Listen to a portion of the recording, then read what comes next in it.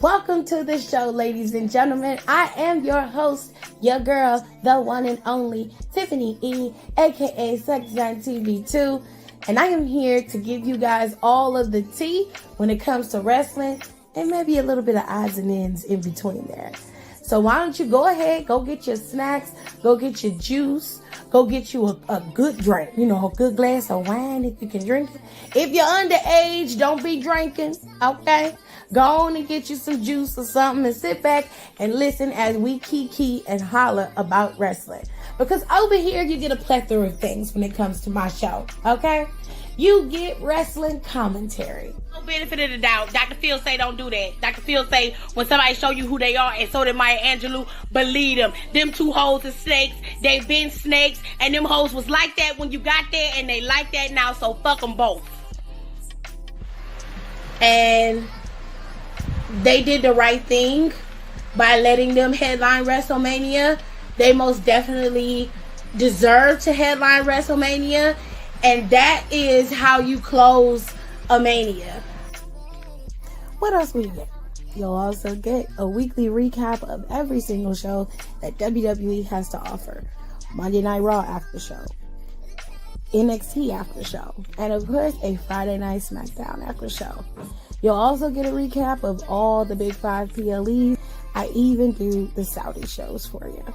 And then, if it's good and worth the time, I may even throw a little AEW in there. But of course, I will do my best to make sure I recap as many PLEs as possible. If I don't have it, then I'll throw it to one of my friends who do know it. We also cover pop culture, and we have really good time over here with lifestyle and just giving advice. So, if you're ready, it's showtime, and that is on the ancestors, baby.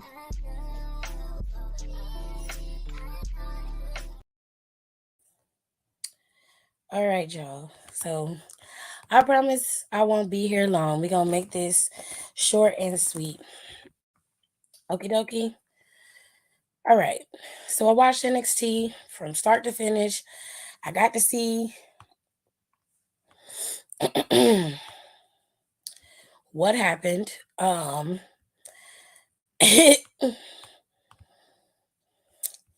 New matches were made. NXT's website is their Twitter is so shady boots. It's a shady boots website because on their banner, they've got Trick Williams when he won the Iron Survivor Challenge. This is interesting. Anyways, so let us begin, shall we? From what we know happened, and then we'll talk about what was added to New Year's Evil. Where's my glasses? I can't frickin' see without my glasses. There we go. All right, y'all. Don't come over here for me to be prepared so y'all can hear me rant and rave about wrestling. Okay? I don't want to hear nobody talk about Tiffany, you ain't prepared. Girl, fuck you. Okay?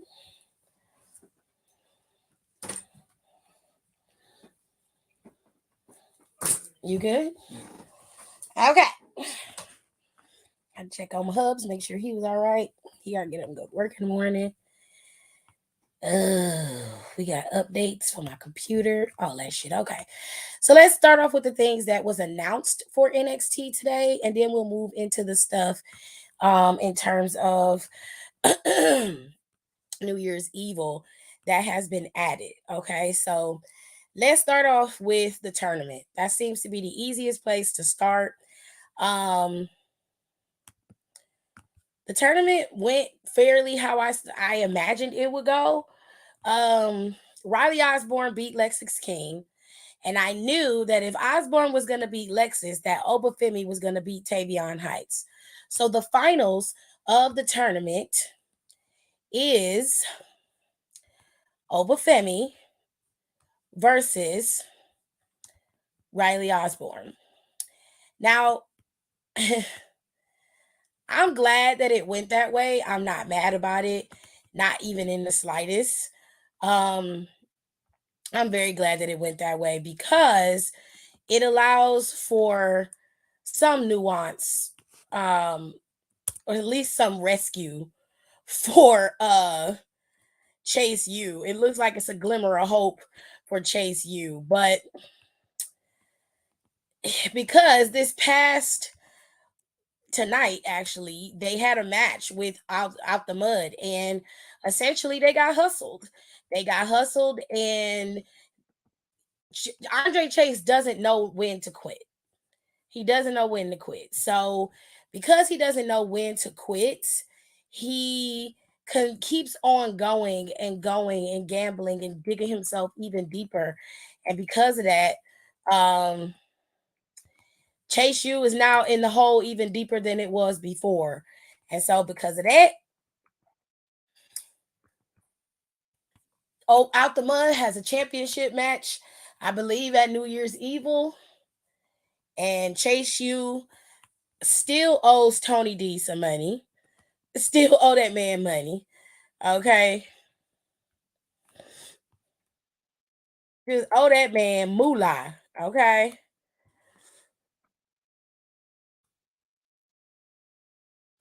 Then there's gonna be an exclusive interview with Ridge Holland next week, which okay. I was very disappointed in that. But live your best life. Whatever makes you happy. I'm just like, I don't want to see an interview from Ridge. I generally don't. It is what it is though. I'm not like completely shitting on it. I'm just saying it's unnecessary. We don't have to take this far. But I guess they're turning that into a piece of his character, if that makes sense. All right. Um. So the first match of the night, like I said, was between OTM and Andre Chase and them, and they've decided to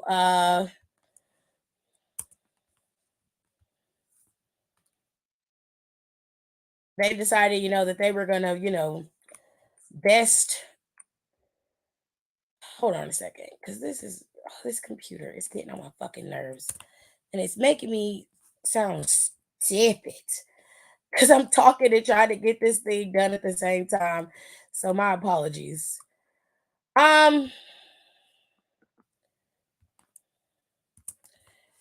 So like I said, OTM and Andre Chase and Duke Hudson had um a match, and in that match OTM won, and they have earned the right to challenge the tag team champions for their titles. um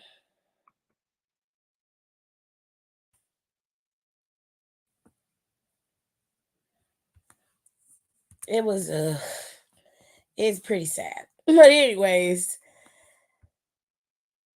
another sad match happened as well for on the show. The Heritage Cup happened, and I'm gonna show y'all all of the pictures and stuff in a second. I just had to go ahead and get all my stuff together.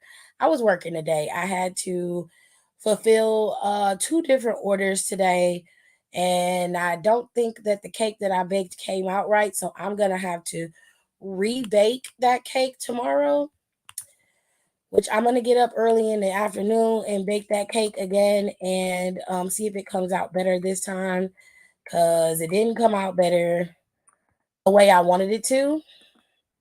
And because of that, I'm gonna have to rebake it. My lemon cake came out okay, but my caramel cake, it did not. So I'm gonna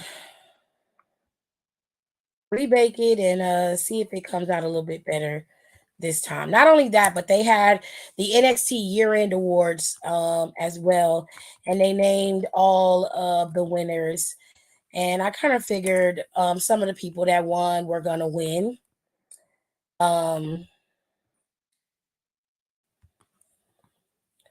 so sure, whatever. Um,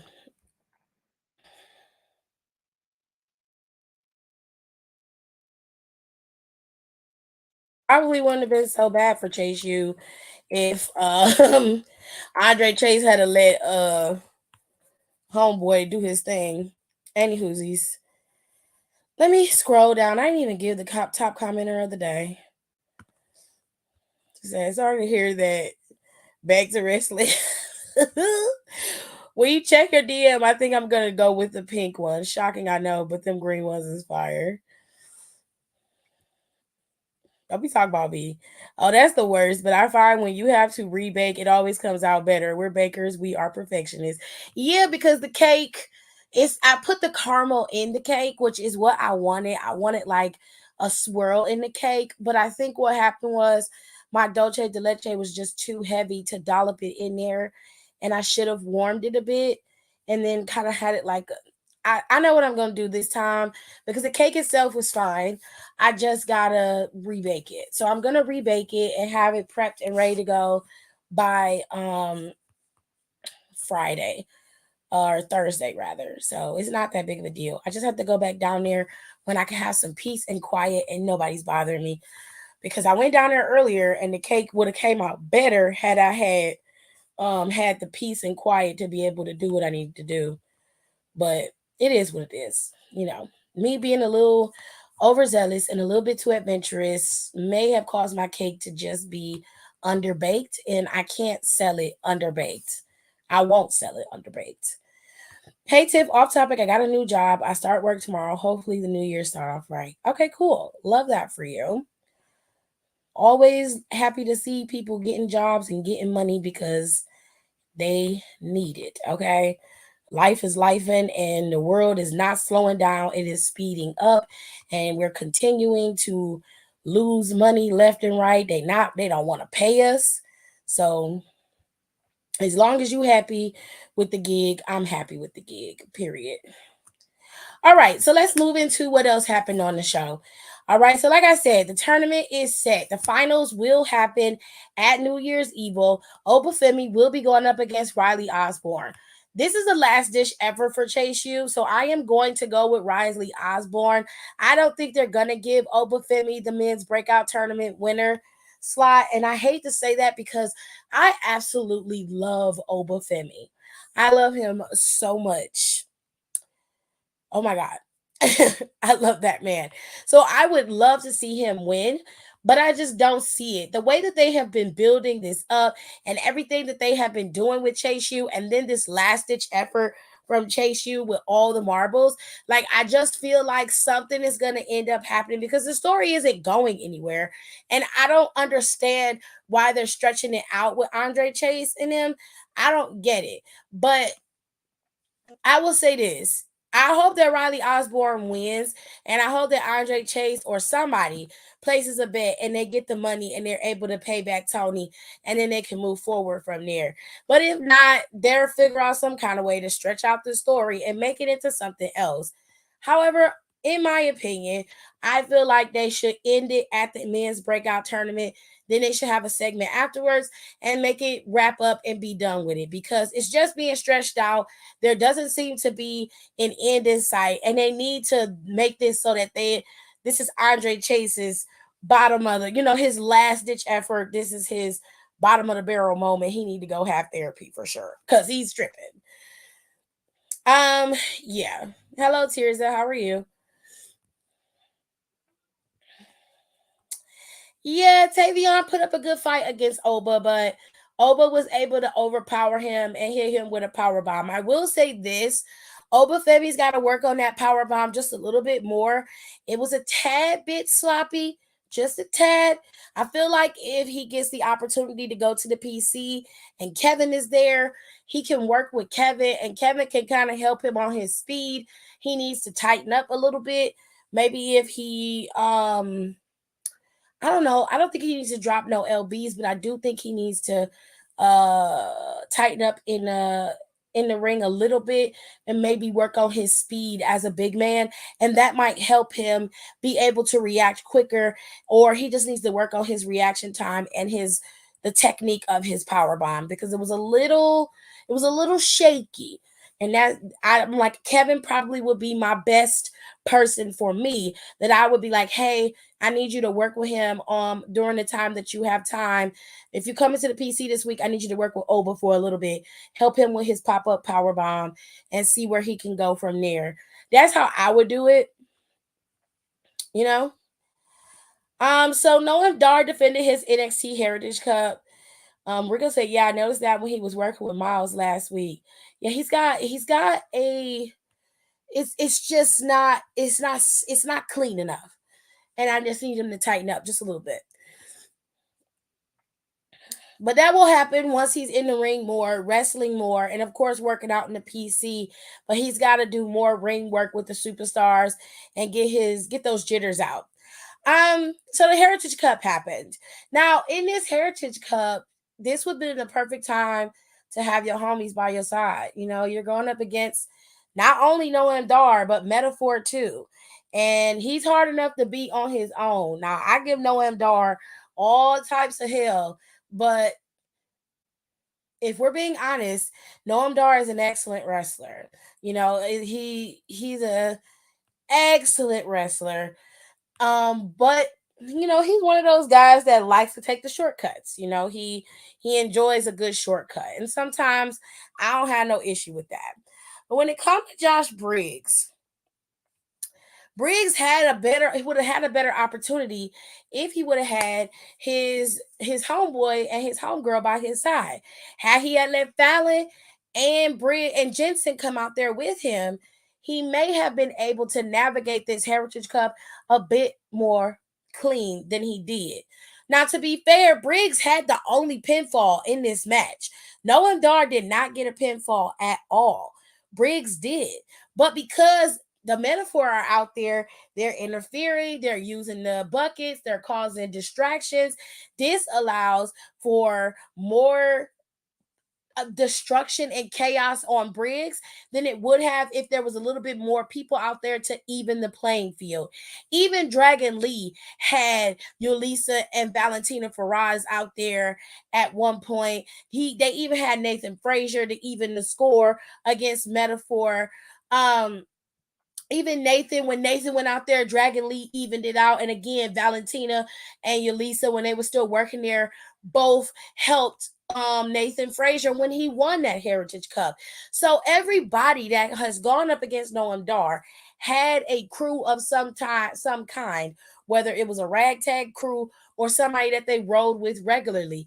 And because Briggs was overly confident, he didn't compensate for Noam Dar's ability to be able to utilize his crew to the maximum ability. He wasn't paying attention. He didn't do his homework. And ultimately, it cost him the championship because he let his emotions get the best of him, used that bucket, what they call like a spit bucket, against Noam Dar, and the ref caught him and he got disqualified. Meanwhile, prior to that, Noam Dar last hit Josh Briggs in the back with that bucket. And the ref didn't see it. So there was a lot of misfire going on here and a lot of trauma, a lot of bullshit. And Noam Dar was able to retain on a disqualification. And in the Heritage Cup rules, a disqualification is just like a knockout. It's automatic win for the other opponent. So Noam Dar retained his championship. And Josh Briggs had to eat crow. Now you're probably wondering, well, why weren't Fallon and Jensen out there? Because Josh Briggs requested that they stay in the back. He cost himself an opportunity at winning the Heritage Cup by trying to go lone wolf. It didn't work out.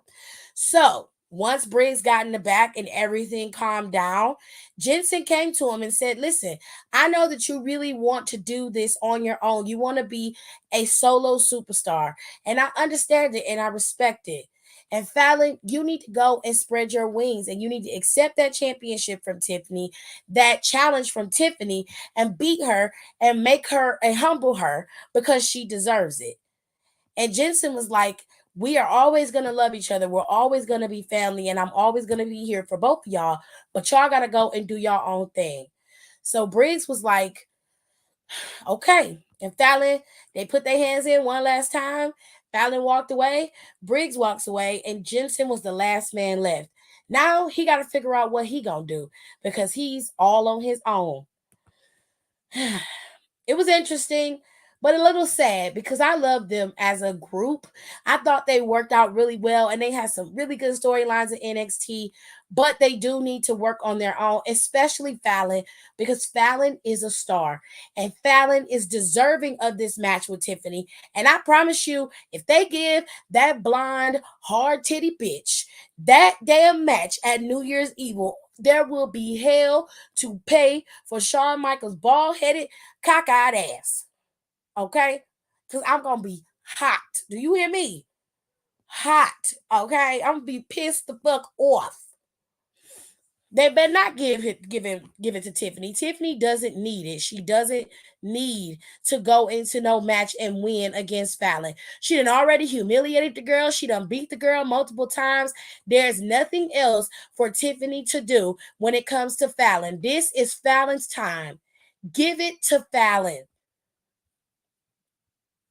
Jesus.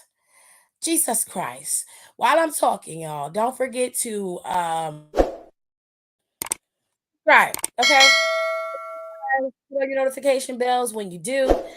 You guys give me a thumbs up for this video because I need it so I can get the word out there for the channel. And I told y'all next year, new content is going to be rolling out. I'm going to be doing makeup and wrestling. We're going to be talking about stuff. I might have some of my D4TC peoples over here. We might do the podcast live over here. I don't know, or you never know. We have to diversify the channel a bit, add a few bells and whistles. Okay, maybe we'll look at the top 10 from WWE's countdown and see what we thought for the week. We'll do a weekly countdown. We'll find something to do. But I got a couple of ideas on how to, diversify my channel a bit. Okay, let me see what the comments are saying. Rico said, that's why I was shocked he's made it this far, because Tavion is real clean. I don't think it has anything to do with Tavion's cleanliness in the ring or his ability to wrestle. But Omofemi has a star factor that is there. Overall, he's an excellent wrestler. His ring awareness is good, but everybody can get cleaner. If we're being fair, when Tiffany Stratton first came out there, she was not great, but they kept pushing her either way. Greatness or not, bad on the microphone, mediocre in the ring, but they kept pushing her out there and they kept pushing her and pushing her and pushing her. But eventually, Tiffany was able to tighten up and clean up. The same thing goes for Obafemi. While Obafemi isn't 100% immaculate in the ring, he can get better and improve. I wouldn't have put Tavion up against Riley Osborne because to me it would have been too obvious. You have a David and Goliath situation with Riley Osborne and Obafemi. And I think that's what they were going for when it came to this particular tournament, especially with the situation with Chase U. Everything is riding on Riley Osborne to win this match. So I guess we'll just wait and see how it ends. Oh, yes, because I'll ride wheels for Fallon. I love Fallon, and I don't understand why they don't give Fallon her props. Fallon deserves the world, in my humble opinion, okay? I love her. Fallon is so cool. Anyway, to be honest, I saw this match in passing. I did not watch it all the way through, so I'm just being fair. Ultimately, fuck ass Cora won. Carmen put up a good fight, but Cora ended up beating her. So that was that. She decided to attack Carmen after the match was over, and that's when Gigi came out and came in for the save for Homegirl. And we love that for Gigi because Gigi ain't been on TV in quite a while. She been on quite the break, so we love that for her. We love that for her. We had some filler matches before we get to the NXT Underground match. Like I said, Noam Dar beat Josh Briggs, and that was one of the announced matches, so that was done. And then we had this match that was announced during the show. Earlier in the day, Nathan Frazier got caught with Axiom again, talking about people and their respective winnings or matches, just anything. And it seemed like Nathan Frazier's mouth gets him into matches, and he writes a check that his ass can't cash. Now, I remember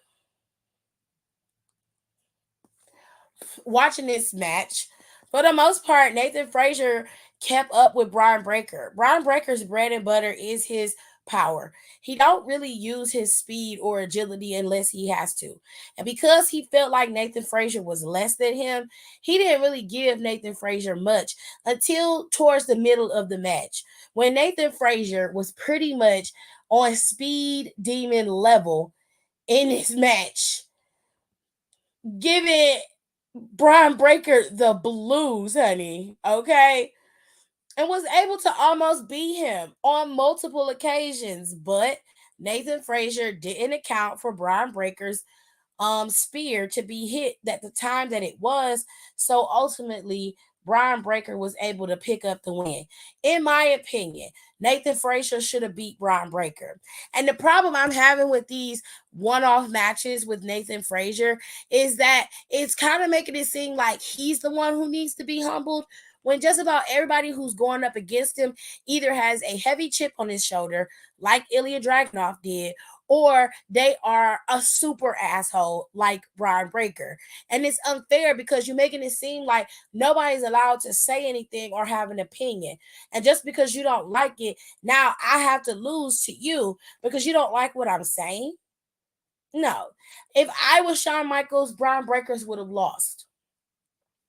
And not for my own personal opinion, but just for the simple fact that I should be able to say whatever the fuck I want. You are not going to fearmonger me into being quiet and not opening my mouth when I have an opinion. Whether you beat me or not, I'm still going to talk my shit. I don't care about you. I don't. I don't care about nothing you're talking about, because I'm still going to say what I want to say. And it just gives the idea that if you can't talk shit or you can't say anything about anybody because people are gonna beat your ass for it. Let me tell you something. I've been on bust Brian Breaker in the head with a chair before I let that happen. And what's really eerie is that him and his girlfriend mirror each other in their behavior and in the way that they speak. And I can't stand it. I hate it. He's obscenely arrogant. And this year, he has nothing to be arrogant about. He has won no championship. He is not even a threat to Ilya Dragunov's title. Wasn't even a threat to Carmelo Hayes' title. Not even in the slightest. So I was so fucking confused as to why he always has to be the one. Like, everybody is always bringing up this man's name, but nobody's talking about Nathan Frazier. Nobody's talking about Axiom.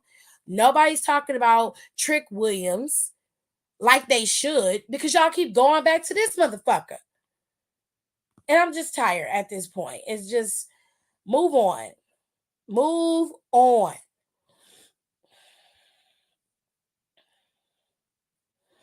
They do. I ain't gonna say he blackfishing. That's a bit much. Neither of them do. And when they come out, it's like, what are y'all even talking about? This arrogance, entitlement for what? And that's what I'm saying. Like, let me put it this way. When Carmelo Hayes was champ and he was North American champion, you could understand the arrogance. You could fully understand that. Why? Because he had been blowing through the entire mid card for NXT, whether Trick was helping him or not. He was the one who was champion. He blew through the whole mid card. There was nobody else for him to go up against except for Wesley. And even then, he had 5 other men in that match that he was going up against, and that's how Wes won. Then they had a singles match and he beat him, and that was it. So my thing was like, Jesus. Not that he need to stop sharing Teddy Low. Now, I will say Cora's ass was real dark today. Like, she was dark, Brian Breaker dark. And I was like, okay, y'all doing a bit much, but all right. But she was hella dark today. I don't know what the fuck was going on, but she was uber dark. But anyways, like I said, you can kind of understand and get with Carmelo's arrogance. And even Tiffany. Like, you can say a lot about Tiffany, and I have for sure. I have cussed that bitch out on so many occasions, and I don't like the way she behaves character-wise. I don't like the way her character behaves. I don't like fuck-ass Kiana's behavior either. But the difference, if you line them up, Kiana, Tiffany, even Blair with her boring ass, When you line them up and you put Cora next to them, all three of them outwork her in every single capacity. Microphone skills, ring work, all of that. Okay, the only thing Cora got is her one punchliners because she learned from her mama and her daddy. And even then, they're not. I'm not saying CM Punk is not a good quip person because he is. He's quick on his feet. He knows how to throw a quip back very easily. The problem is, oftentimes when he was doing that, he was oppressed. He felt like he was oppressed. He felt like he was under the gun, under pressure to constantly prove himself. And therefore, he was reacting out of frustration and anger. But now he ain't got none of that pressure. He ain't got none of them problems. So now he has to prove that he's just as good as he was, if not better than he was, especially now being in the WWE with some of the best talent the WWE has seen in years. When you've got a person like Seth freaking Rollins leading the charge, you're going to have to rise to the occasion in that match with him. He's got to prove himself. This is a proving ground for him. Whether you love it or hate it, it's the truth. Okay? When it comes to AJ Lee, her greatest punchline came at the expense of all the other women in the WWE without their knowledge. Try that shit when they know what you're going to say. Okay? Try that shit when you work your shit out and y'all are able to go back and forth. Because you're going to get ate up. That's why you did what you did. You surprised them and then you said what you said, but everybody wants to make it seem like they somehow are the superior mic talkers in the world. Oh, no, no, no. No, you can't say that. You can't. Why? Because when Seth Rollins goes out there, you know what I'm saying? He might shock a few people with what he says, but I don't think that he would say something that they wouldn't know unless it's somebody he don't like. You know what I'm saying? But even that regard, he is still a professional. He still operates under a professional's rules. And you got some of the best talkers in the world, like Edge, John Cena, The Rock. You got people that was from our generation, like Matt Hardy was a good talker in the WWE. He wasn't great, but he was decent. You had Mr. Kennedy back in the day. You know what I'm saying? You had MVP. You know, you had people like Kurt Angle. And then you had your villains, the villains that talked the best, that would do the one-liners that could cut somebody down, like Randy Orton and Triple H and Chris Jericho, whether you love him or hate him, but he was an absolute ass back in the day. He still is an ass, but you get what I'm saying. Like, hold on, y'all. Hold tight. Because I think my internet chimed out. Give me a second. Still don't know my words, still stressing perfection. Let you all in my mental, got me looking too desperate. Damn. All right, I had to double check and make sure my internet wasn't going out while I was talking because it has a tendency to do that. Okay. So you get what I mean. Like, I am not gonna say that Cora's terrible, but she's not great either. And I understand she's only been wrestling for 5 years, and it's gonna take time for her to build and get herself together. But at the same time, there are other people who I believe should be ahead of Cora, but they won't be. They definitely won't be ahead of her. She more than likely, unfortunately, is probably going to be your next NXT Women's Champion. Um, and I can't be mad. You know, it is what it is.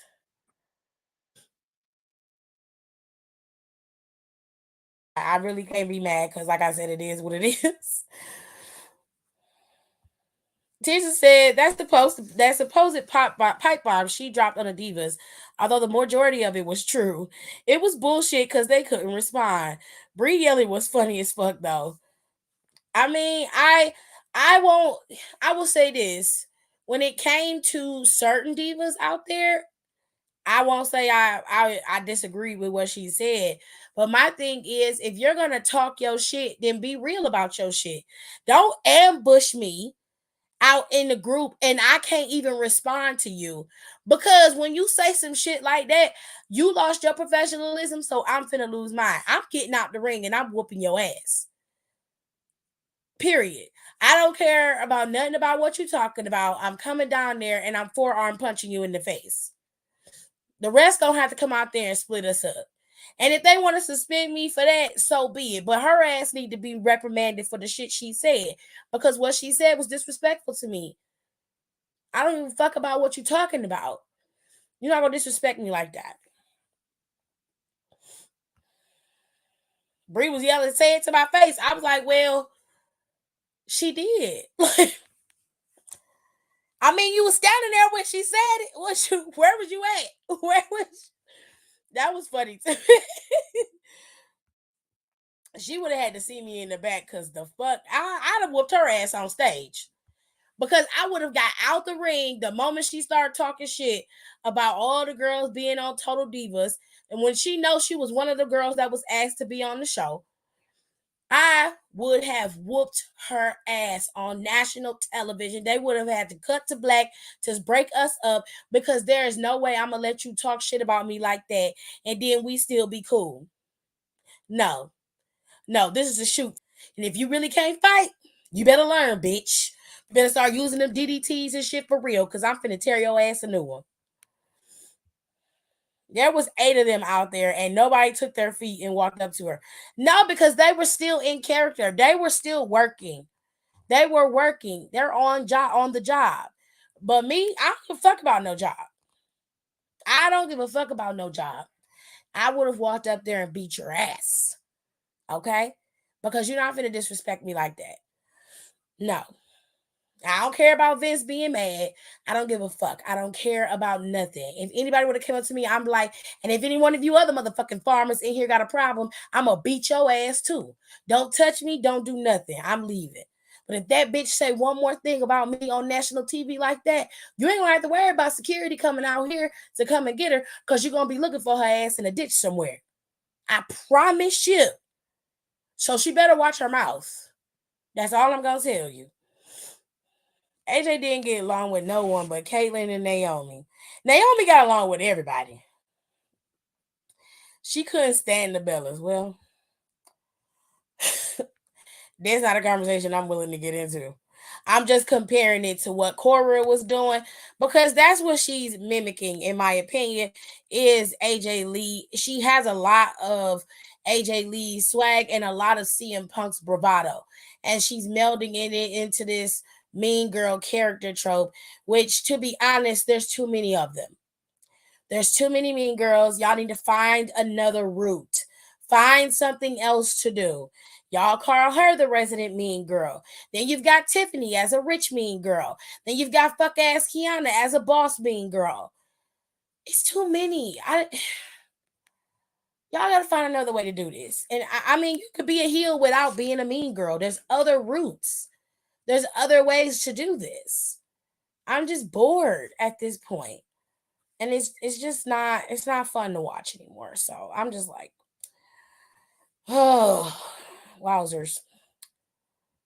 Anywhoosies, y'all.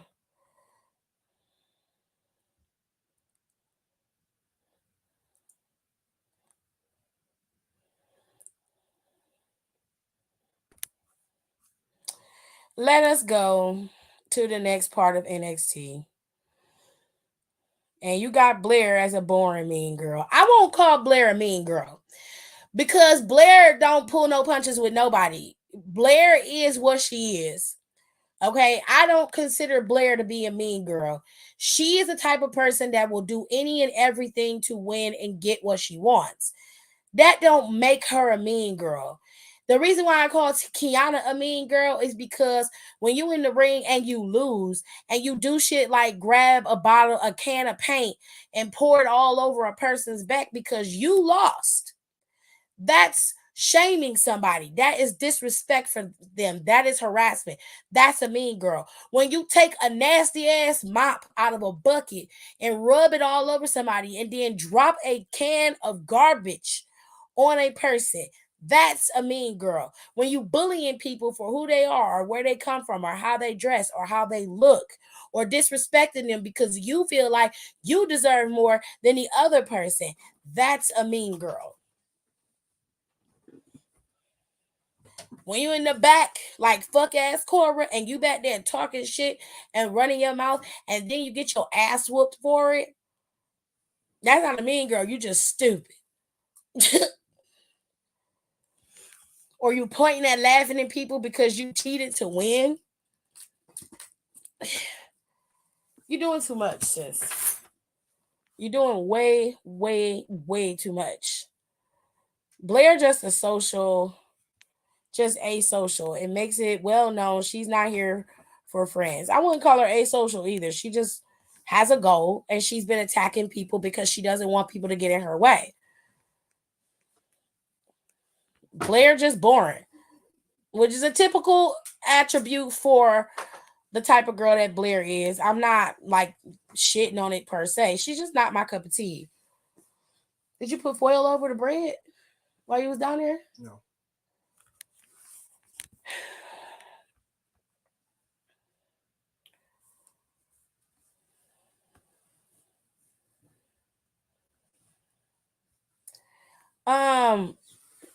The quarter catch crew or whatever the fuck they call them. I don't know why they call themselves that because I don't know what none of that means.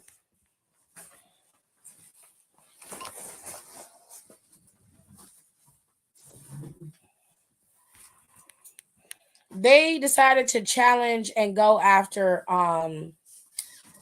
LWO or this version of LWO. There was also a very interesting interaction between LWO, Elektra Lopez, and Lola. Now, Lola seemed to be very irritated by the mere presence of LWO and the fact that Elektra was talking to them and having a conversation with them. She just seemed to be really pissed about it, like ignoring them and just sitting there like, ugh, okay, girl.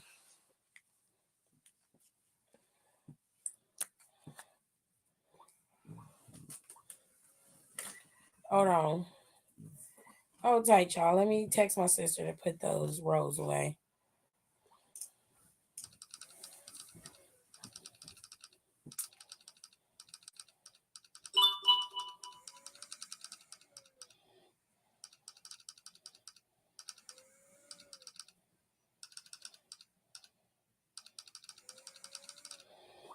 All right.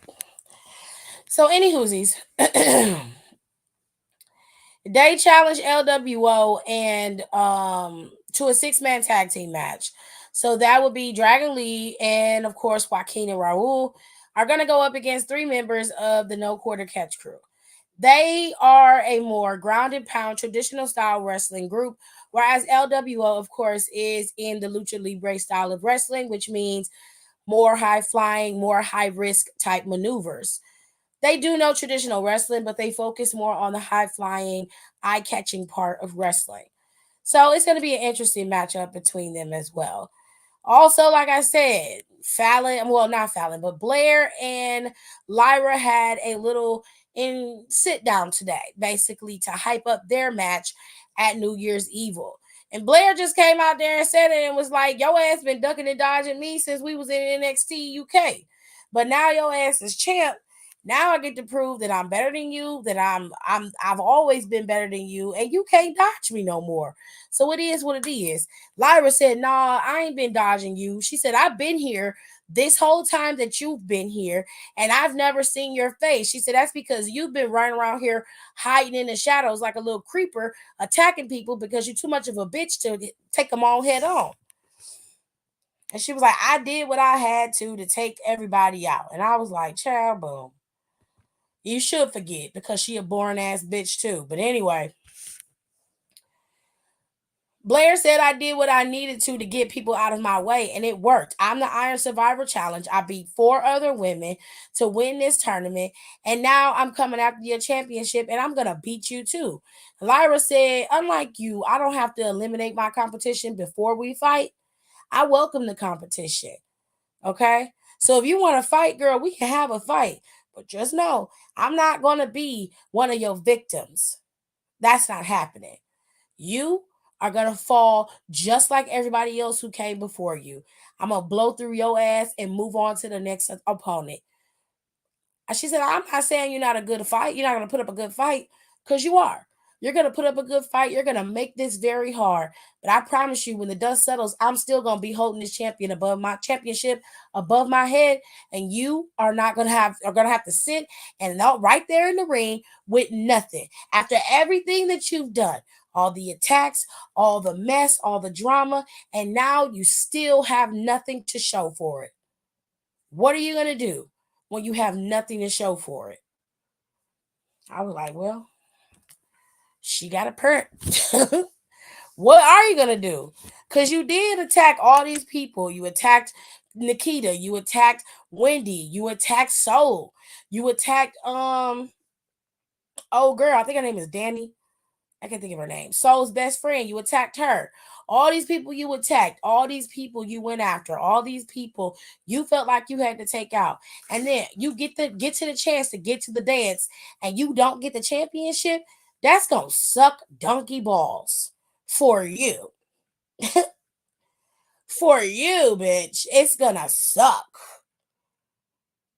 Because this is all for nothing. All for naught. Sadness. Now, Ilya Dragunov showed up on NXT today, and he showed up to basically let Trick Williams know what the tea is. Now, earlier in the day, Carmelo Hayes was back there with Trick, and Trick was like, I'm thinking about pushing back this match at New Year's Evil. I want Ilya Dragunov at 100%. I don't want him to be halfway down and broken. I want him to be ready 100%. So when I beat him, there's no question as to whether or how I beat him. It's just that I beat him. And Carmelo Hayes was like, no, don't do that. You got Ilya right where you want him. You are hot. You got a good thing going. If you wait, you could lose your hot. And this could all be, the momentum could swing back in Ilya Dragunov's direction. You don't want to do that. Keep going. Keep fighting. Now, despite Carmelo Hayes' shadiness, okay, because we know he can be a shady queen, he was right in my opinion. I feel like if you're going to have this match between the two of you, Ilya is the one who put himself in this position. Okay, he could have easily told Ridge he gonna have to get in line like everybody else. Whether you are the type of person who welcomes a challenge or not is irrelevant. The point of the matter is you already had a challenger set in stone from the Iron Survivor Challenge. And Ridge coming in asking for a title shot is bullshit to me. You don't even go here. No, you want a title shot? Go work your way up to find one. I'm not some damn rinky-dink fly-by-night champion. I'm the champion of this entire brand. You don't just walk up to me asking for no championship. You earned it just like I did. The fuck? So I wouldn't have taken that match. I don't give a fuck what nobody said. Oh, you're a coward. Bitch, I'm a coward with a championship. You begging me, ho? The fuck? No. Go to hell. He did it anyway. And then he ended up getting injured because of his match with Ridge Holland. So the boys sat down and had a little conversation. Ilya Dragunov said, we're going to have this match. And Trick Williams told him, listen, I'm willing to wait to have the match. I don't need you to be at half capacity. I want you to be fully prepared and ready to go so that when I beat you, there's no excuses. Ilya Dragunov said, we don't have to wait for anything. I'll be ready by New Year's Evil. Don't you worry about that. Sign the damn contract. So Trick Williams signed it and said, I gave you an out. And Ilya was like, I am going to be prepared and I'm going to be ready. And when I do, I'm going to destroy you just like I destroy everybody who's ever come before me. That's it. They shook hands and then they stared at each other into the abyss and the show went off TV, child. Malcolm playing Call of Duty and wilding the fuck out. I literally had to leave the room. Oh. Call of Duty is one of them games, babe. It's one of them games, babe, where a good snipe can piss you off.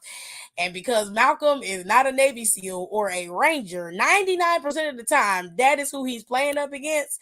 If he's playing it in the multiplayer, and they're going to flank him every single time. They do it with us. And the only reason why I recognize what they're doing is because I'm a military brat. My husband was in the military, and my father, of course, was in the military, and so was my mother. And I have siblings in the military, and I was in ROTC. Well, I wasn't in ROTC in school. My bad. I was on drill team in school. They didn't have ROTC when I was in school. My sister, my niece was in ROTC. Child, we just let's just say my family has served this country more than our fair share. Let's put it that way. Anyways, let's talk about NXT's end of the year awards. So Tiffany Stratton and her hard titties won for the year end awards. Um she did win that championship. She ended up losing it to Becky Lynch a couple months back. So yeah, that was she's the NXT year end awards female superstar of the year. And of course, Ilya Dragunov is your male superstar of the year. We love that for Ilya. He's had some pretty iconic matches in NXT, and he's a great champion. Despite his recklessness, he is a great champion. The NXT Tag Team of the Year went to the Creed brothers. Now it's interesting, they didn't announce the NXT Women's Tag Team of the Year. I'm not quite understanding why they didn't announce that, but they didn't. So there's that. They gave it to the Creed brothers. The Creed brothers are your tag team of the year, and we love that. But I guess put all the tag teams in one category, which I don't think is fair. I think they should have had them separate. But live your best life. And then finally, the moment of the year award, it went to the Undertaker and him choke slamming Brian Breaker, and of course ending the show with Carmelo Hayes with his iconic fist in the air. They gave that to Brian Breaker. Me personally, I voted for Lash Legend and her picking up Otis because I will always root for a black woman. I don't care what nobody say. I don't have a problem with Undertaker in his moment. It was a big moment. I'm sure it was for Braun Breaker and for Carmelo Hayes. Both of them being fans of his and being able to see him must have been great for both of them. But me personally, I was voting for Lash because, like I said, I'm always gonna pop for a black woman when it's time. Okay. And that was the right time. So that's what I did. I voted for Lash and her picking up Otis. And it was a good moment, in my opinion. I really enjoyed that moment. Okay. Now, there was some other filler matches that happened on the show. You had. Oh, wait.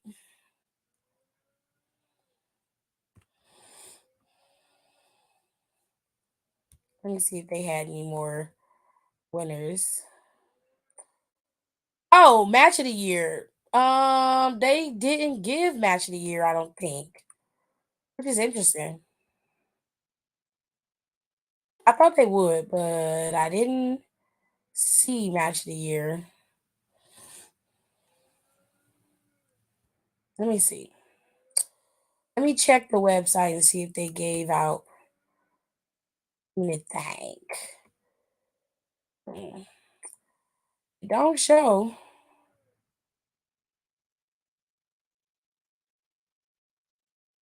So we already talked about fuck ass Cora and everybody else.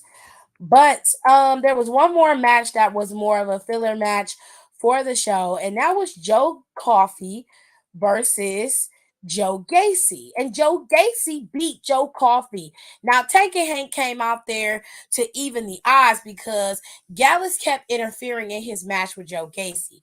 And Joe Gacy was able to capitalize and pick up the win on Joe Coffey. And good for Joe Gacy. He needs a good a good win. He's been down in the dumps as of lately and doing the most weirdest shit that he could do. But we love that. We love that for him.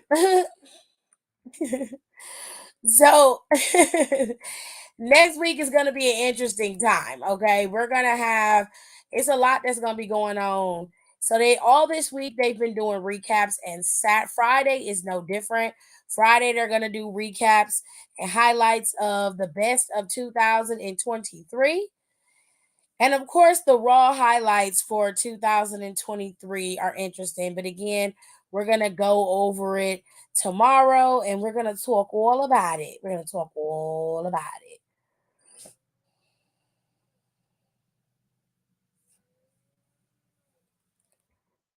Okay, we're going to talk all about it. We're going to have convos.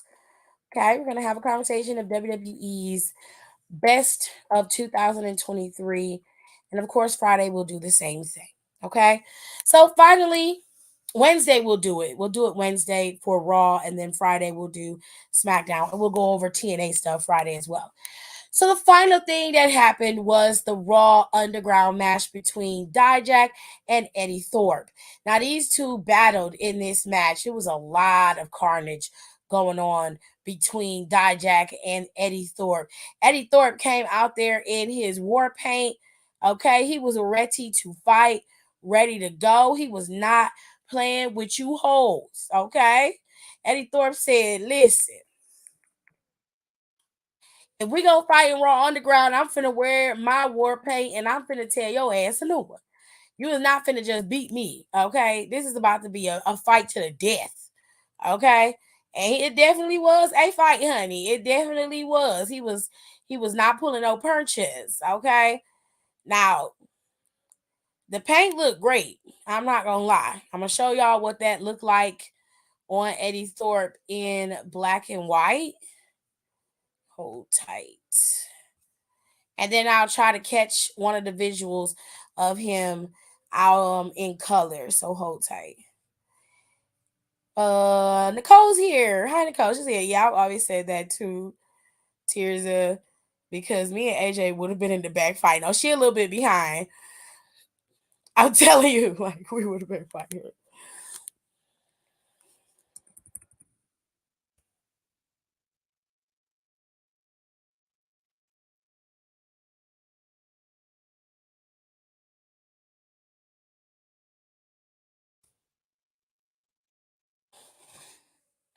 All right. So we're gonna go ahead. I'm gonna show y'all on Twitter. I'm not gonna show too much because WWE is notorious for striking you if you are showing their content. Okay.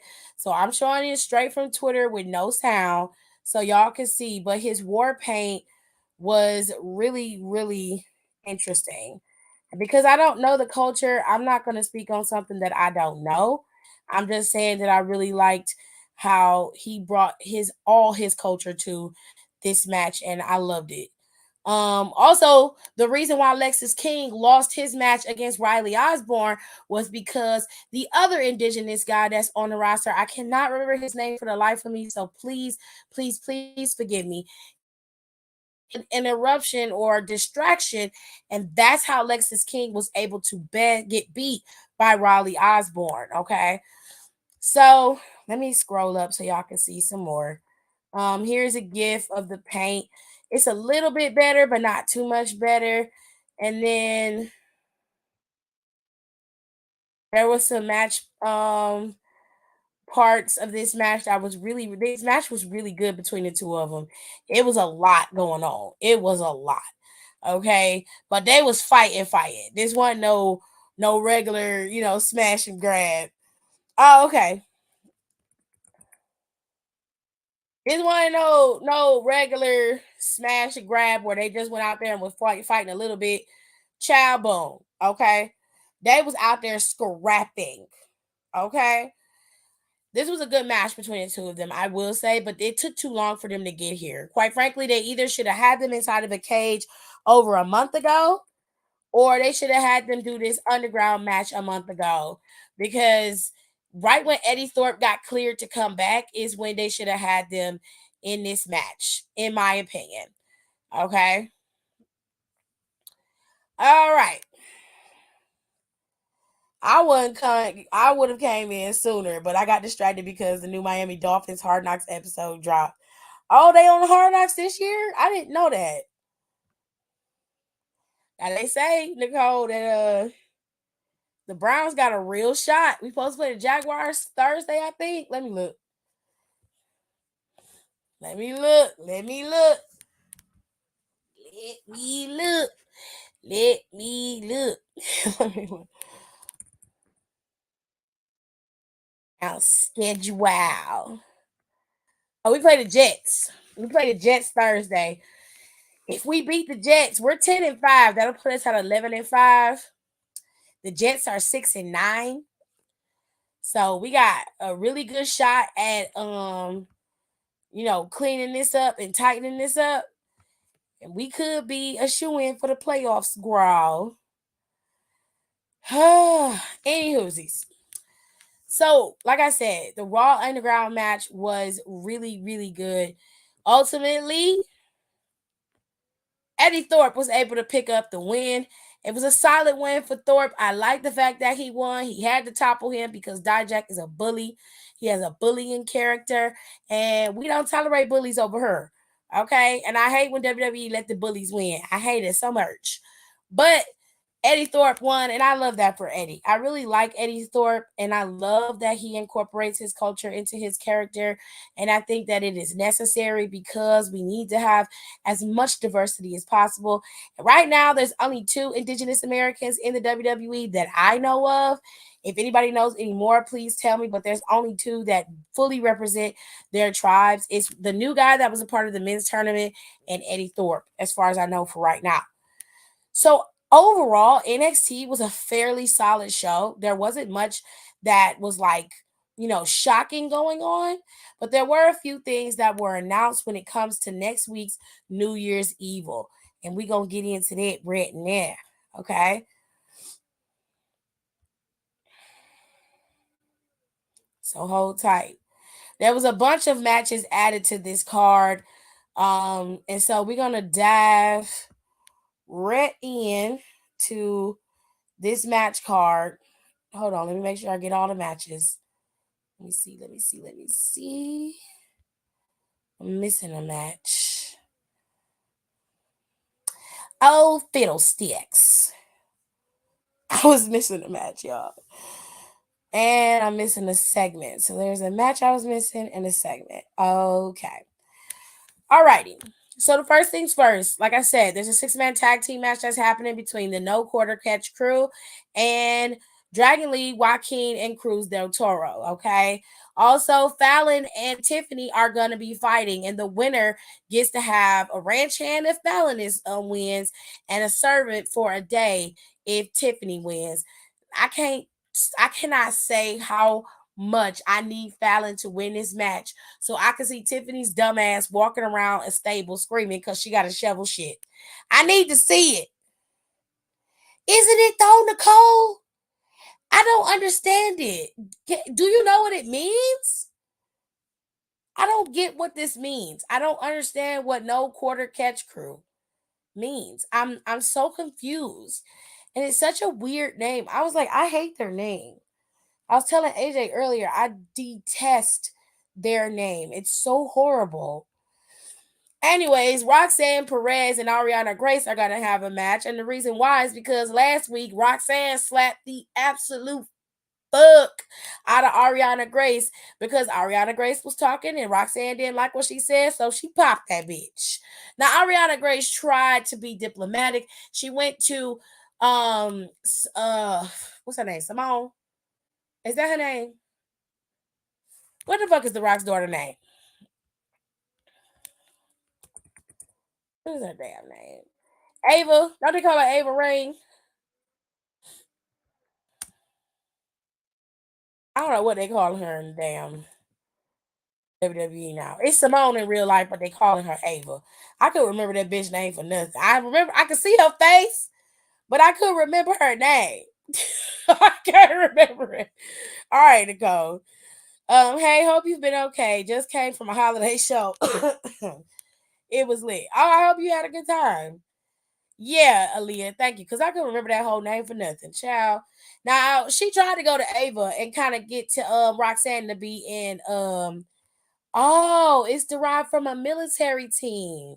A military term, no catch. I ain't never heard that before. I ain't never been in the military. I might be a military brat, but I ain't never heard that before.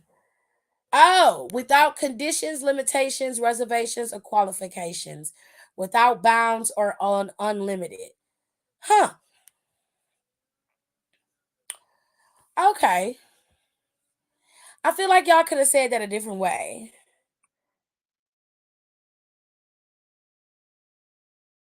Hmm.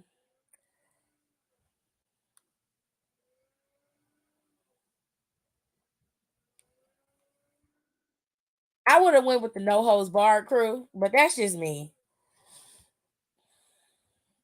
And I mean, they could have come up with something else. You couldn't come up with nothing more creative other than no catch. I guess. I mean, anyway, Ariana tried to get Roxanne into anger management classes, but Ava decided, because Ariana went to her and was like, Ava said, well, you know what, Roxanne came to us and she proposed that we have a match and you two will be able to work out your differences in the match. And so Ava was like, Ariana was like, oh well, how did Roxanne take it when you turned her down, when she was denied?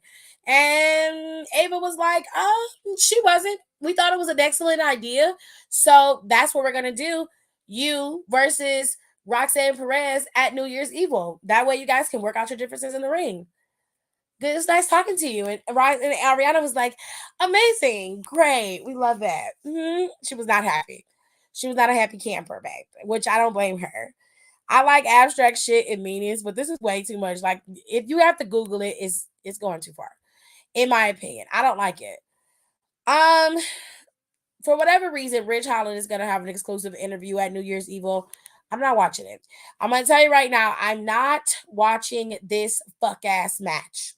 I mean, this interview, because I don't care. This isn't something that I want to watch or care about, and I don't like the fact that they're leaning in to the fact that Ridge Holland has injured other people, especially when one of them is still on the shelf at this current moment, and you know that he has been beaten up on social media multiple times over for accidentally injuring people and being in matches with people where they've gotten injured due to his, overzealousness. I think it's too much. I think they should have went into a different direction for this. Maybe Ilya could have been attacked by somebody else. That same mysterious attacker that attacked Trick could have been the one that attacked Ilya, and then it could be revealed that it was Carmelo Hayes. You could have taken this into a different direction. You chose to do this with Rich Holland, and I don't like it. Moving on. Boring ass Blair is going up against Lyra Valkyria. Now, match wise, I think that this is going to be solid. Blair is not a horrible wrestler. She just has no personality character wise, and she's not really fun in terms of going back and forth. I will say that her promo work with Lyra was solid today. It wasn't nothing wrong with it, in my opinion. Some of her best promo work, if we're being fair. She wasn't being too repetitive. She was very clear and concise about what she wanted and what she was gonna do, which I can respect that. I ain't the biggest fan of Blair, but in this case, she held her own against Lyra. And then finally, like I mentioned earlier, Ilya is going to defend his championship against Trick Williams. But to be honest with you, I do not see Trick Williams gaining this championship from Ilya at this PLE. This is a TV PLE, but I don't see it happening. I see Carmelo Hayes costing him this opportunity and this title. If this happens and he actually does win, I'll be so ecstatic for Trick Williams, because if we're being honest, Trick Williams is over, and he definitely deserves it. And Ilya isn't a bad champion. He's been doing great as champion. But I feel like this would elevate Trick Williams as a champion, whereas Ilya was already somebody who just needed to have the title because he was already NXT champion. And that match where that he won that NXT UK championship was televised on NXT, if I'm not mistaken. We all watched him win that title against Walter at the time before he was Gunther. So, like, I'm not saying that Ilya isn't great. I'm not saying that he shouldn't retain. I'm just saying I wouldn't be mad if Trick Williams won and became champion. You can let that shit ride out with Carmelo Hayes and him. Finally split them up. Carmelo can lose to Trick and move on up into the main roster. I would also move Ilya up as well. Have him go into the Royal Rumble after he drops the title. And then after Mania, he would be drafted. I would let him go on a little bit of a hiatus and he would be drafted. Carmelo, on the other hand, I would have him go into WWE SmackDown side. He would hit the ground feet running. I also would pull Braun Breaker from down to NXT. I feel like Braun now has overwhelm his welcome, and I feel like he needs to move. There's plenty of guys down there that are of his size. There are guys who are of his height and stature, and they need to be able to have room to build those guys up. They can't build them up when they're constantly working on Braun and giving him opportunities. And as far as I'm concerned, Corbin can go back to the main roster too. He can go over there to Raw and do something on Raw. He doesn't need to be in NXT either. Him being down in NXT is a waste of time. But I feel like if they give that title to Trick Williams, Corbin is probably going to try and challenge for that championship again. And this time, they're going to give it to him if that happens. But anyways, New Year's Evil is set and ready to roll. I'm finally at home from MSG, and I'm on my iPad because my phone died. I hope you had a good time. I saw CM Punk wrestle, and everybody was really ecstatic about that. Good for him. We love that for him. I'm assuming he beat Dominic Mysterio. I'm assuming. I'm not 100% sure. I'm assuming that he did, but it is what it is, you know? Anywhoosies, Monday Night Raw this coming Monday is going to be a full-fledged show. And so we're going to get into what Monday Night Raw is going to look like this coming Monday. Okay, we're going to have a bunch of title defenses because Monday Night Raw is going to be day one. That's right, ladies and gentlemen. Day one is coming. So, anyways, Monday Night Raw is set and ready to go. We have a bunch of title defense matches, and he did beat Dom despite Rhea getting involved. Well, you know. I can't believe that I met Cody Rhodes. Oh, that's cool. I love that for you. I'm hoping that they come to Cleveland for SummerSlam. That seems to be where they are headed. And if they come to Cleveland, I have to freaking go. I have to go. I told Jared, I don't care what we have to put off. I gotta go.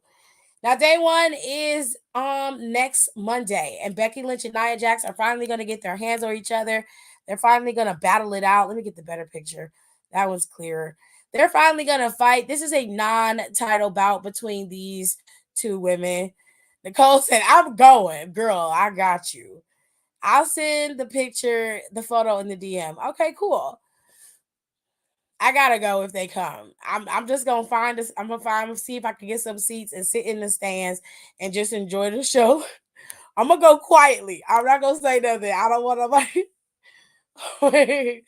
I'm gonna go super early because I know it's gonna be at the Brown Stadium. It gotta be if they because there's not enough space in the Quicken Loans Arena for them to do it.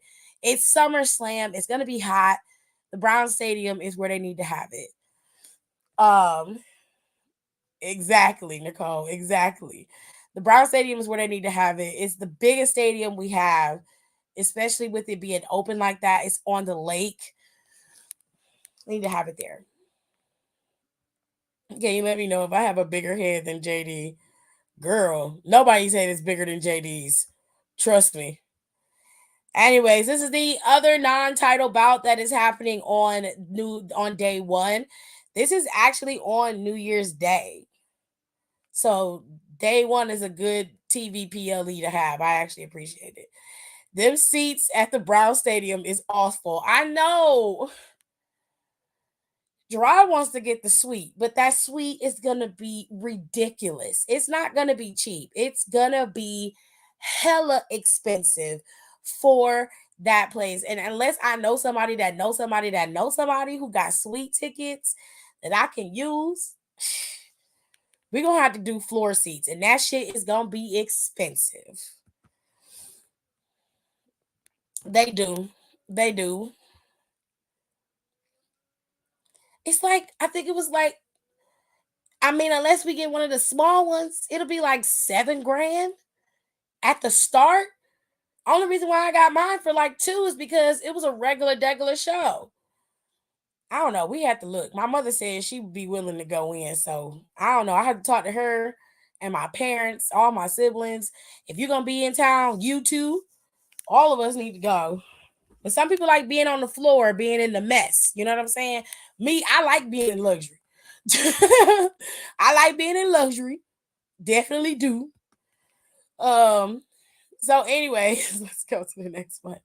Seth Freaking Rollins is being challenged by Drew McIntyre for the second time for the World Heavyweight Championship match. We all saw what Drew did to Seth Freaking Rollins last Monday, well, the Monday before last. And now the boys are going to have it out. This is going to be Drew's final shot at this championship. At least I believe it should be. He shouldn't have a second shot. Jay Uso didn't get a second shot, and he's getting a second shot, which I think is totally unfair and so disrespectful. But, live your best life, whatever. However, he is defending his World Heavyweight Championship, and it will be against Drew McIntyre. Your mom will go too? I don't know. We have to see, because they got to announce it. Then we can start looking at the price of the suites.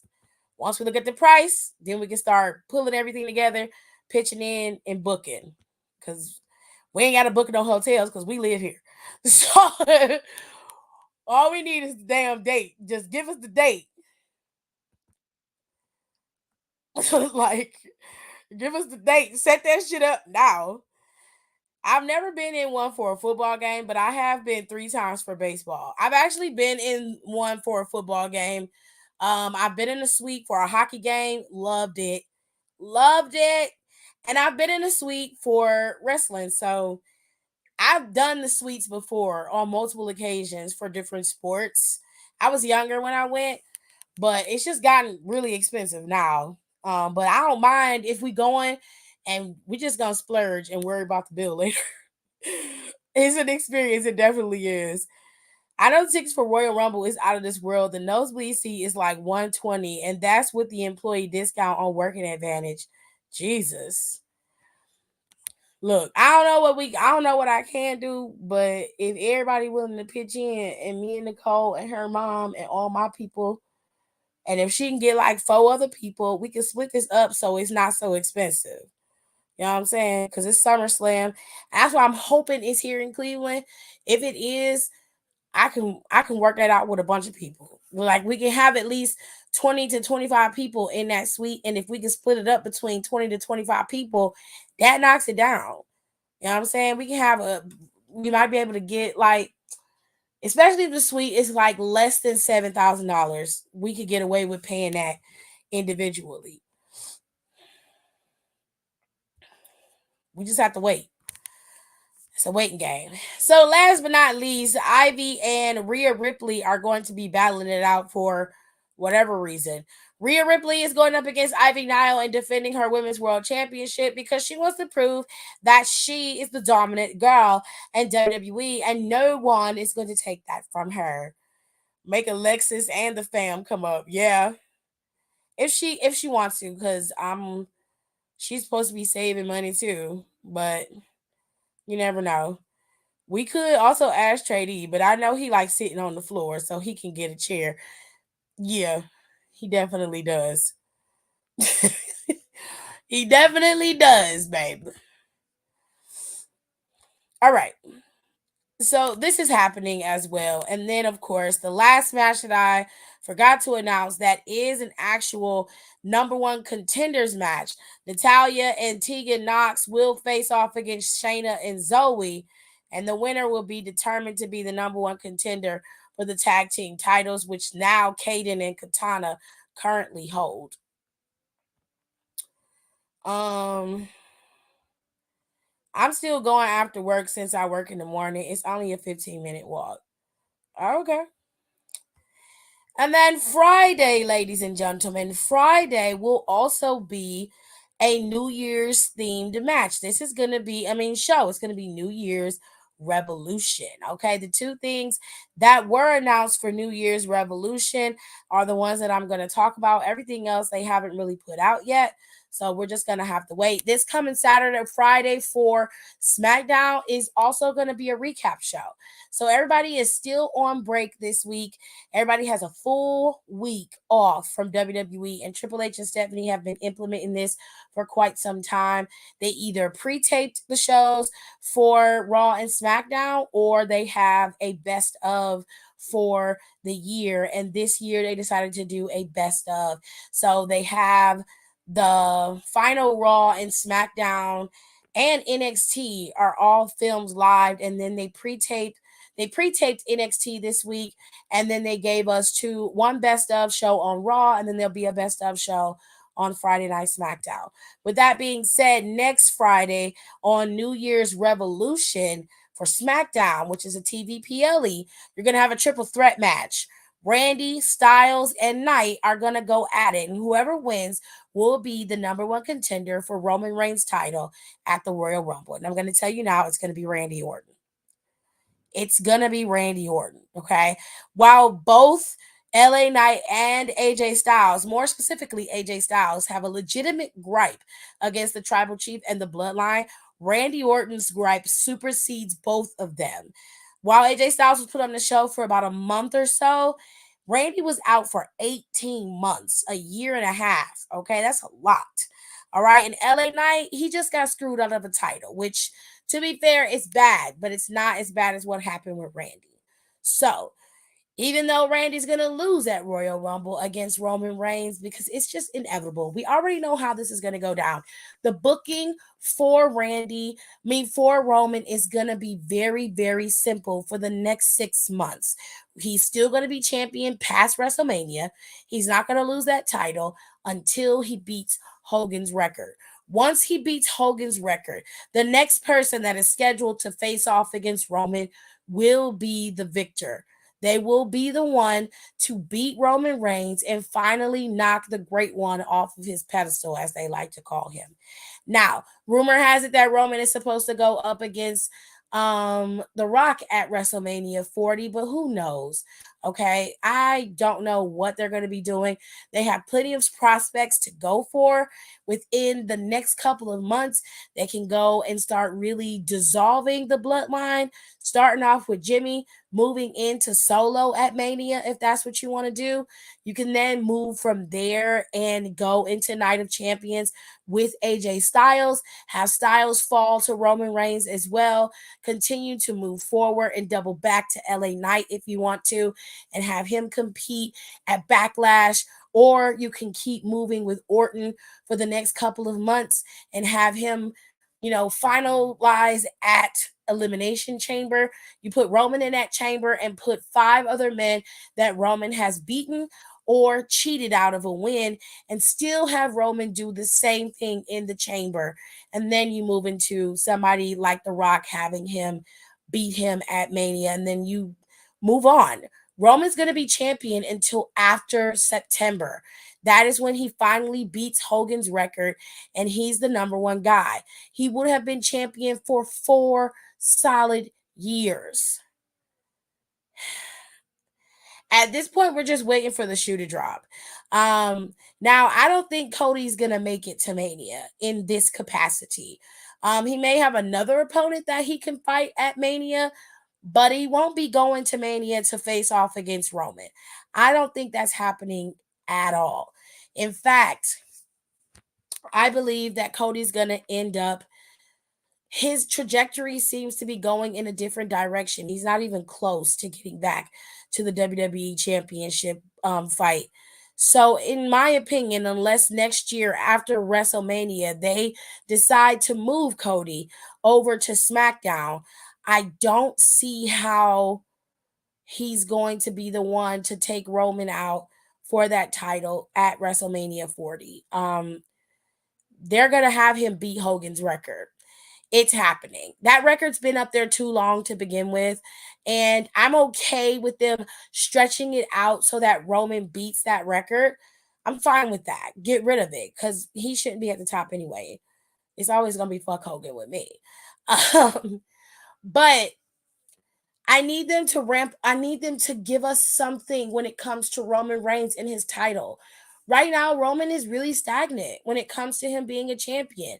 And while yes, the prospect of him and Randy Orton going at it is fun, he isn't really, leaning into being the champion. He isn't dialing in. It's kind of like he's phoning it in. And I understand because it's 4 years, he's exhausted, you know? And don't get me wrong, Roman takes off a lot, and rightfully so, with him being having cancer at one point in his life, possibility of it coming back with the high stress, the heavy workload, them taking it easy on Roman, I'm totally fine with. I just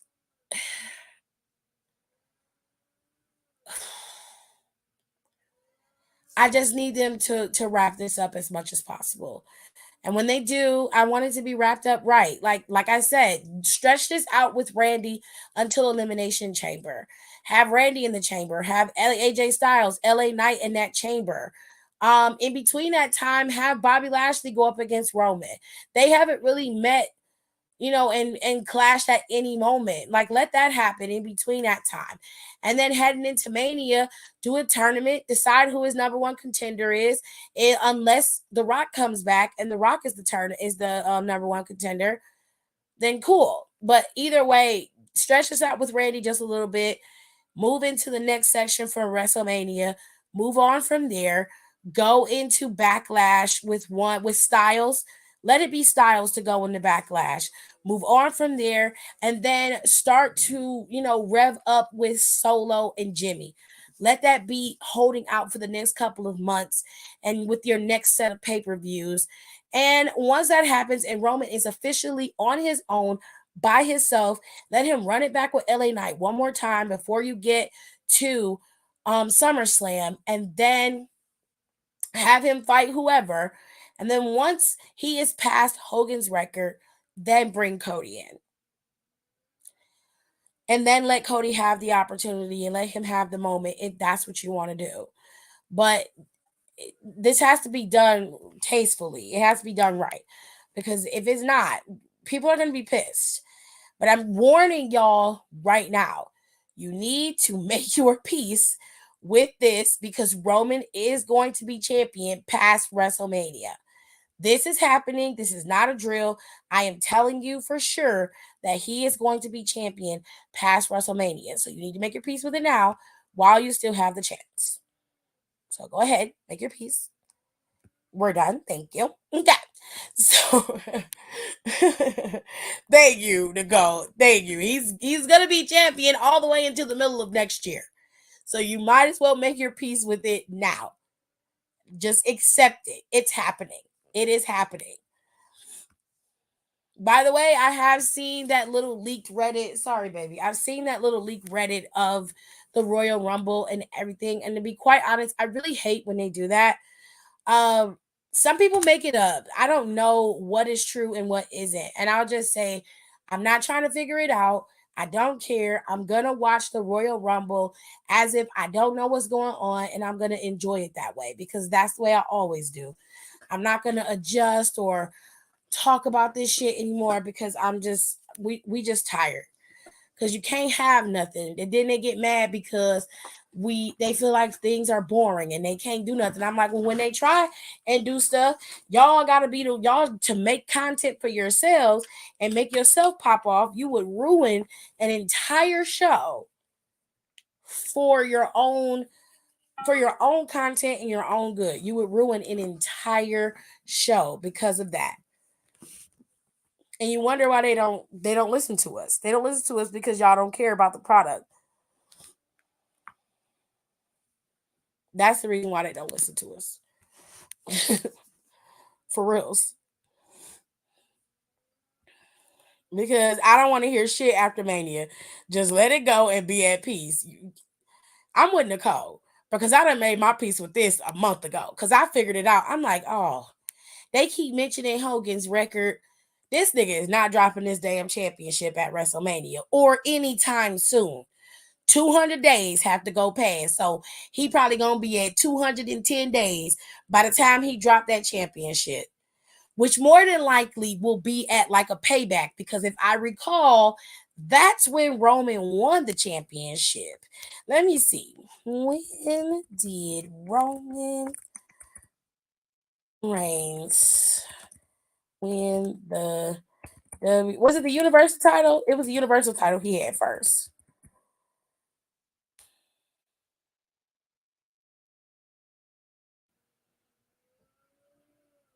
Yeah. It was a no holds barred triple threat match involving um Braun Strowman and The Fiend. It was at Payback, August 30th, 2020. That is when he won. And more than likely, that is when he will lose the title. Let me see when SummerSlam is. When is SummerSlam 2024? Oh, it's going to be August 31st. By then, he will already have had the championship. Okay. Bash at Berlin is taking place on August 31st. SummerSlam must be taking place in early August, like August 6th. I don't think he's going to drop it at SummerSlam. I think he's going to drop it afterwards at Bash at Berlin. Either at Bash at Berlin is when he's going to drop it, or they're going to pull Payback up and have him do Payback after Bash at Berlin. Hold on a second. Because they usually have an event in September, and Payback is in September. They've replaced eliminate the Extreme Rules with Payback. If Payback is in September, he's going to lose that title at Payback. That the idea is that they're going to have Roman go up against Gunther. Now, the way that Sam Roberts proposed it was to have him. I don't know why they would be mad. He wanted that Payback. Roman will drop that title 2025 Royal Rumble. No, he won't. You being extra. Might as well wait to SummerSlam. If he goes at SummerSlam, I don't think he'll be at the 200-day mark. No, he'll be just shy of winning. So if they go all the way to SummerSlam, which I think SummerSlam is going to be early August, because Bash at Berlin is on the 31st. So SummerSlam got to be the first week of August, especially if, okay, let me see. Release schedule for 2024. All right. So we got currently we have Royal Rumble, Elimination Chamber, Backlash is May 4th.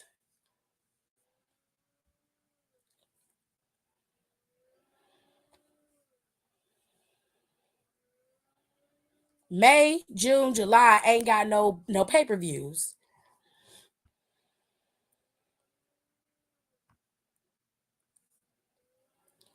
There's no pay-per-views between May and August 31st. So you got May, June, and July. May has Backlash, which is supposed to be in France. So that's a PLE that Roman is probably going to be on because it's overseas. Then you have 2 months where they don't have no pay-per-view scheduled. They ain't got no pay-per-view schedule, and they got to. They got to have something here in the States because they're going to be in Florida for Royal Rumble, Australia for Elimination Chamber, Philly for Mania 2 nights, and then in on the 4th of May, a month later, they're going to be in France. Then after that, Money in the Bank got to be announced after that. They got to have Money in the Bank after that. And then they need to have a pay-per-view, if they have one, in July.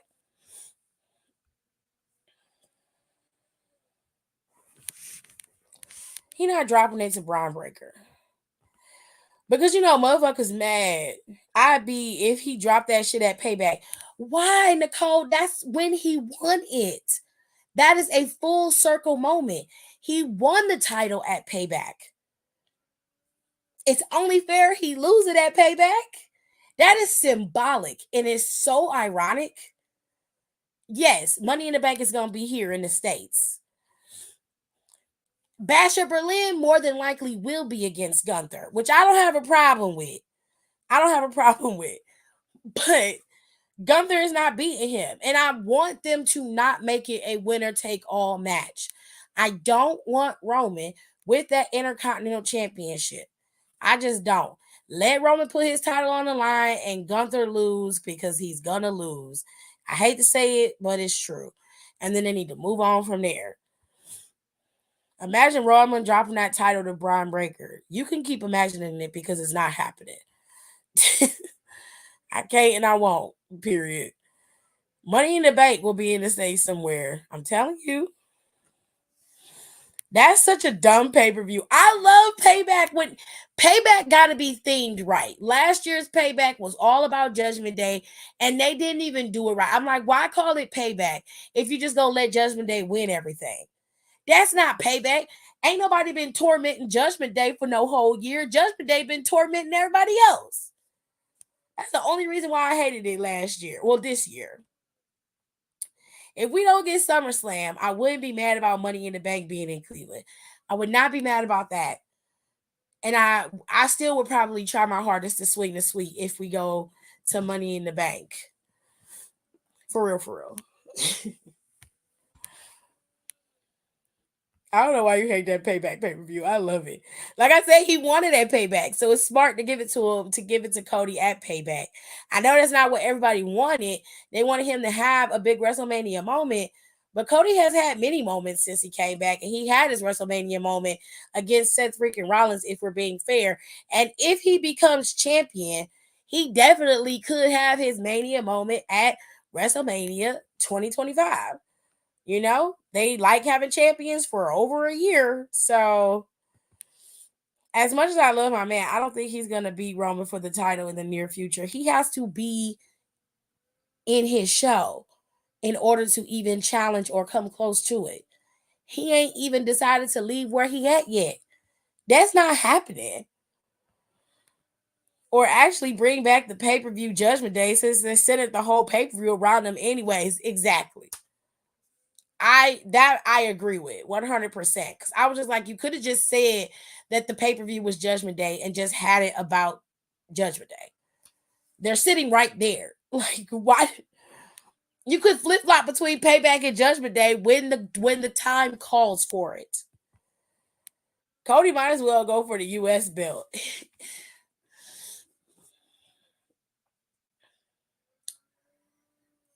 I wouldn't have a problem with that. Like he's had the tag team titles, you know, like he can go for a smaller belt until it's his time. I just wish they wouldn't have did all that overhyping of Cody when he first got there. Let him win the Rumble, and then I mean, I know it was supposed to be a moment of like digging your heels in even when you fall and climb back up, but that sucks. It sucks ass. At this point, Punk gonna get the main belt before him, and is. If he don't get that title at Mania, oh my God. People are gonna be hot, but I'm just gonna laugh. I am going to laugh my ass off if Seth was able to best this man after all this hype. If they pull another Cody, I'm like, damn, Punk, you got Rose. You got Cody Rhodes. Well, Cody does need the world title and US title to become a Grand Slam, so it's possible.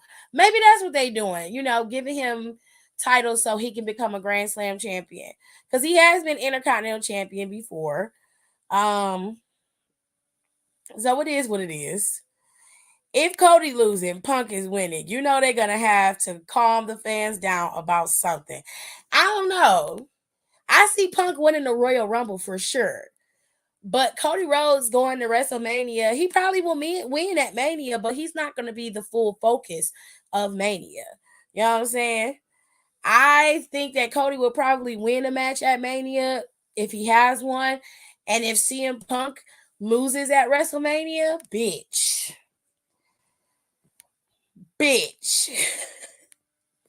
I'd be here for it though. Swerve the hell out of him, Triple H. Same way you did us for Cody, do that shit for CM Punk too. And you know what, Nicole? It's a good way to test if he has truly changed. Because I'm not trying to say that CM Punk can't be champion, or at least a decent champion. He can be. But a true test to his will and his capabilities is if he is willing to lose for the greater good. That's what I would do if I was Triple H. We'll see how much of a locker room company man you want to be. Because at WrestleMania, you are booked to lose. We gonna see. Both of them losing with low-key cause a riot, and I'm dead ass. You ain't lying. That's true. Because Seth low-key needs to get that surgery. He can still get the surgery, but see, if I was Seth, I'd be petty. I would beat CM Punk and then vacate the title. That's what I do. Tell him to put that bitch up for a tournament. Same way I want it, it's the same way you niggas need to want it. Win it. Excuse me.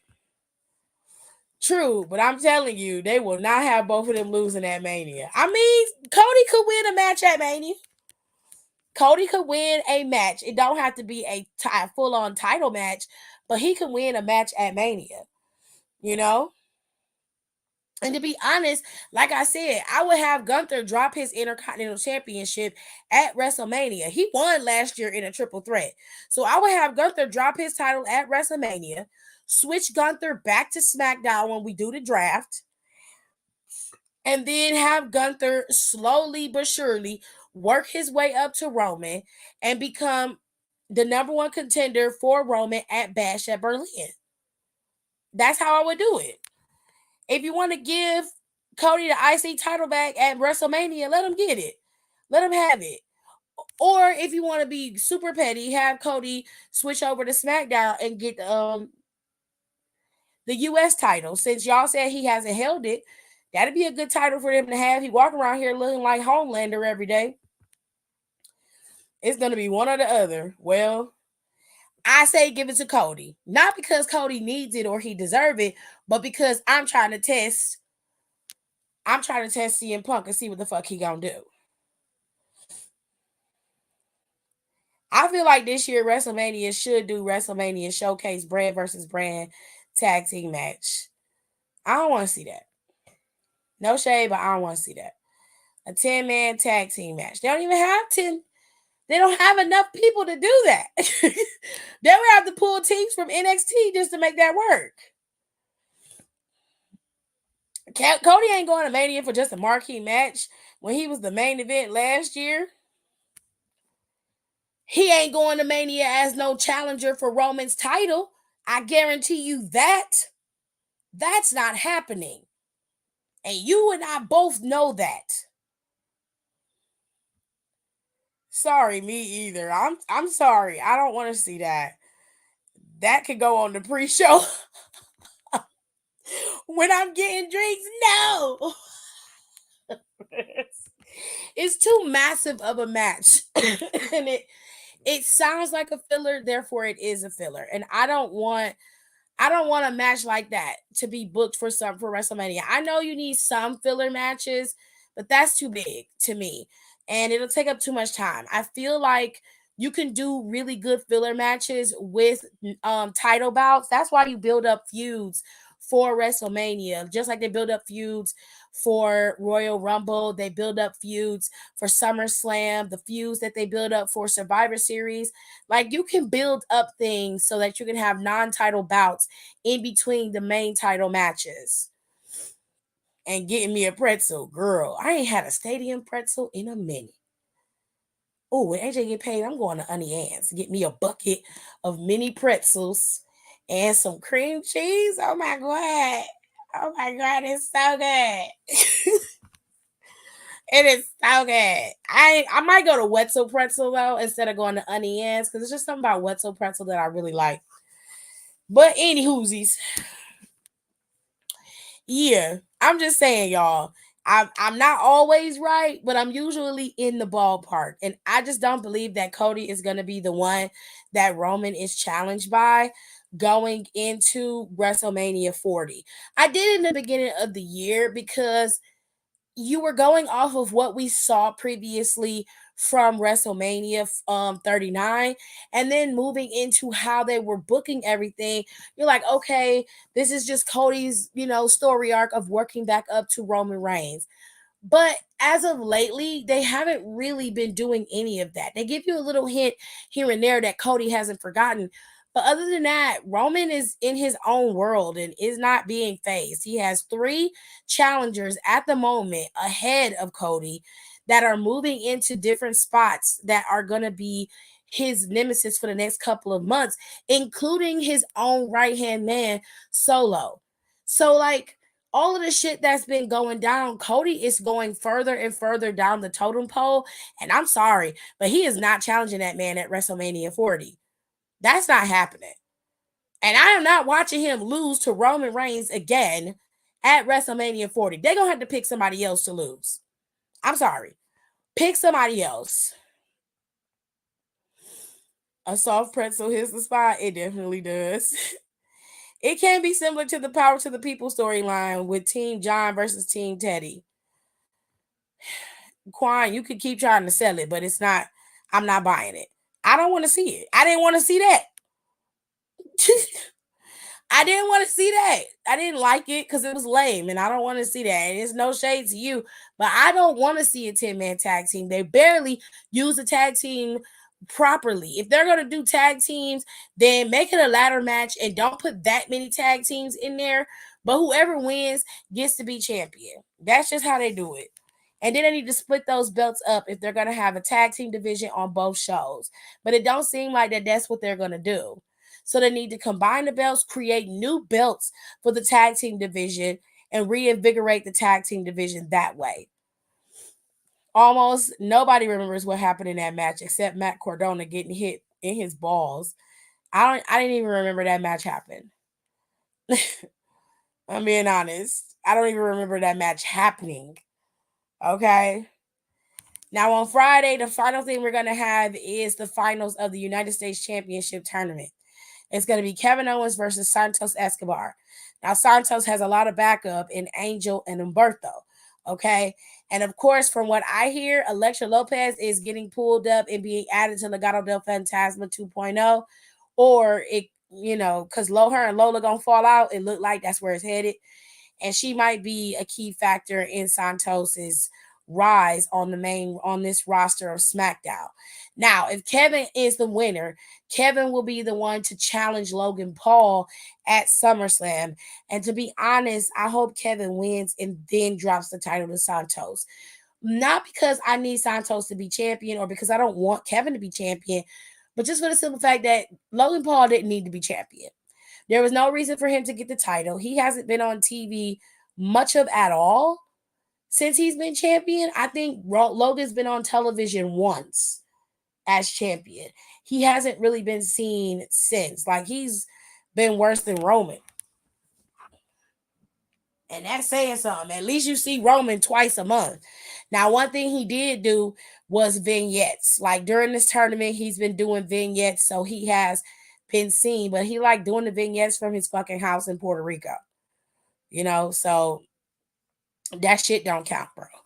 But anyway, it is what it is. So those are the two things that are announced for Friday Night SmackDown's New Year's Revolution show. That is their TV PLE.